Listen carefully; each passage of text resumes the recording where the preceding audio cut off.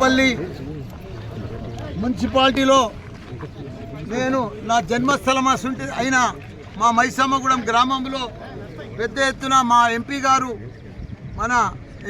ఈటెల రాజేంద్ర అన్న గారు, అదే మాదిరిగా మా చైర్మన్ గారు, మా వైస్ చైర్మన్ గారు, మా కౌన్సిలర్స్ అందరం కూడా కలిసి పెద్ద ఎత్తున ఇది ఎస్సీ కార్పొరేషన్ల పెద్ద ఎత్తున 9 ఎకరాల్లో ఈరోజు చెట్లు నాటుతున్నాం. ఏది ఏమైనా దేశంలో 28 రాష్ట్రాలు ఉన్నాయి. పచ్చదనం ఎక్కడుందంటే తెలంగాణ రాష్ట్రం. ఎంతసేపు ఉండక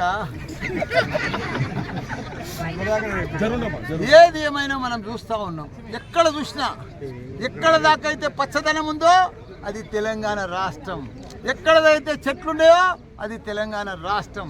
మన బార్డర్ దాటంగానే ఈ పచ్చదనం, ఈ హరితారం మన మాజీ సీఎం కేసీఆర్ గారు తెలంగాణ అంతా కూడా 12,769 గ్రామాలుంటే ప్రతి గ్రామంలో ఒక నర్సరీ, ఒక క్రీడా మైదానం, ఒక డంపింగ్ యార్డు, ఒక గ్రేవీ యార్డు, ఇట్లా ప్రతి గ్రామంలో కూడా తాగునీరు, సాగునీరు, 24 గంటల కరెంటు, 28 రాష్ట్రాలలో దేశంలో ఎక్కడ లేని విధంగా అభివృద్ధి అంటే మన తెలంగాణ.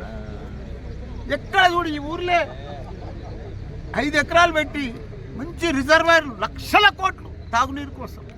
ఏ ఊరికో, ఏ మున్సిపాలిటీకో ఎక్కడ చూసినా రిజర్వాయర్, ఎక్కడ చూసినా మినరల్ వాటర్, ఫిల్టర్ వాటర్ ప్రతి ఇంటికి ఇట్లా నల్ల ఇప్పితే గలగల గలగల గలగల గల 46,000 చెరువులు. ఎప్పుడు చూసినా మే నెలలో చూసినా ఎప్పుడు కలకల కలకలలాడుతుండే. ఎక్కడ చూసినా మనం చేపలంటే ఆంధ్రాలో చూస్తుంటాం, ఆంధ్రకెళ్ళి వస్తుండే, గోవాకెళ్ళి వస్తుండే, ఆడికెళ్ళి వస్తుండే. కానీ ఇప్పుడు మొన్నటిదాకా మా ప్రభుత్వం ఉన్నన్ని రోజులు, బీఆర్ఎస్ ప్రభుత్వం అన్ని చూడాలి, 10 కిలోల చేపలు, 15 కిలోల చేపలు, బెస్తోళ్ళు, ముదిరాజులు ధనవంతులైపోయి రోజు 10,000 సంపాదించి. ఆ చుట్టితో ఆ డబ్బు కనిపిస్తలేదు, ఆ జర్లలో నీళ్ళు కనిపిస్తలేవు, ఆ చేపలు కనిపిస్తలేవు.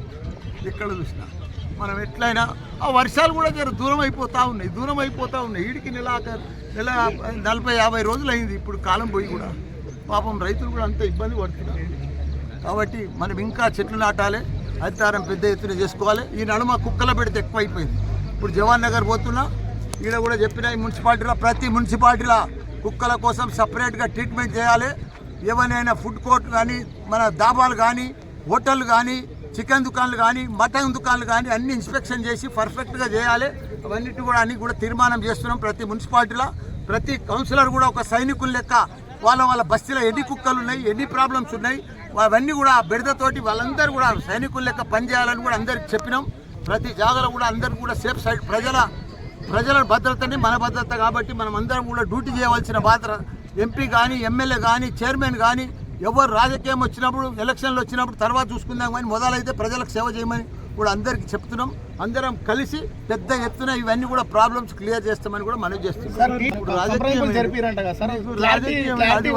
వస్తుంది నాయన, నీకెందుకు నాయన, అదంతా